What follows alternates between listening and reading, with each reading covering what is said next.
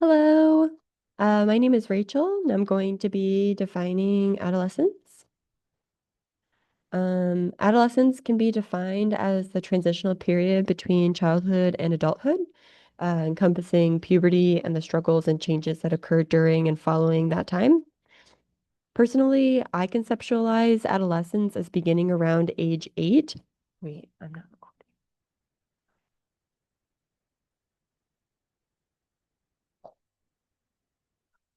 Wow.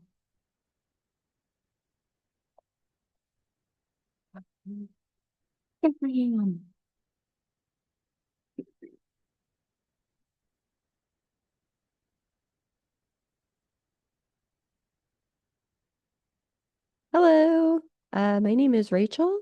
I'm going to be defining adolescence. Um, so, adolescence can be defined as the transitional period between childhood and adulthood, encompassing puberty and the struggles and changes that occur during and following that time. Personally, I conceptualize adolescence as the beginning around age 8 and lasting into an individual's early 20s. This period varies per person. Their upbringing, social circle, and when they began puberty can all contribute to how the adolescent period is understood and experienced. It can be difficult to assign a true definition to the term adolescence because of the varying ways that different cultures and even different time periods within the same culture view what it means to be a child, an adolescent, or an adult.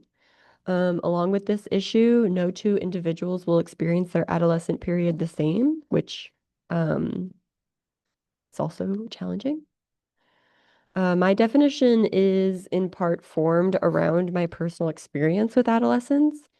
The start of adolescence, in my definition, definitely comes from my personal experience with starting puberty on the younger side. I felt I personally began my adolescent journey starting at age 8.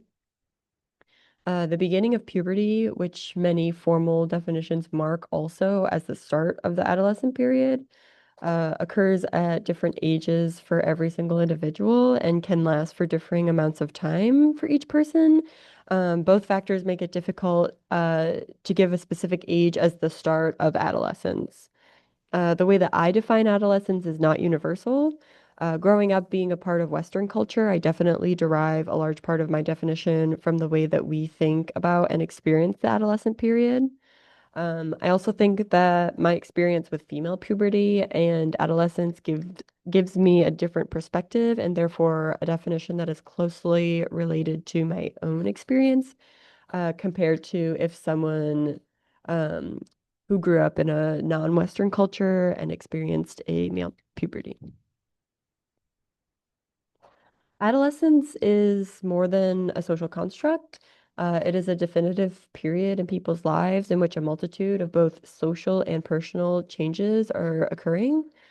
Claiming that adolescence is simply a social construct diminishes the very real changes young people are going through at this time, creating a sort of stigma around the term that makes it difficult for both adolescents and the adults around them to understand what they're going through. Clea McNeely and Jane Blanchard, authors of The Teen Years Explained, which is our textbook, claim that adolescence is one of the time periods in which the most development is happening in the shortest amount of time. This is adolescence and infancy are the two time periods. Um, these changes are both cognitive and physical, making them extremely important in an individual's life. Along with adolescence being crucial to an individual's well-being, it is also important for adults to understand what is happening during adolescence in order to be able to support the younger generations during this period that can be difficult for some. Adults with children or who plan to have children in the future would benefit from being educated on what is happening during adolescence to better be able to understand and help their child through this period. Even adults without children would benefit from an understanding. It could help them work through any trauma they may have experienced as adolescents that is now bleeding into their adult lives without an explanation or warning. Even though adolescence is a difficult concept to define and explain, It is an important time period to be aware of and have an understanding of, for your own personal sake and for aiding the younger generations with getting through it. It is important to keep in mind that each individual goes through adolescence at a differing pace. So expectations and responsibilities assigned to them shouldn't be generalized by age or perceived developmental period. Adolescents should be given an amount of freedom that allows them to explore who they are and how they want to live their lives. This includes exploring different friend groups and romantic partners without judgment or control from a guardian. They should be allowed also to explore their personal identity and self-expression.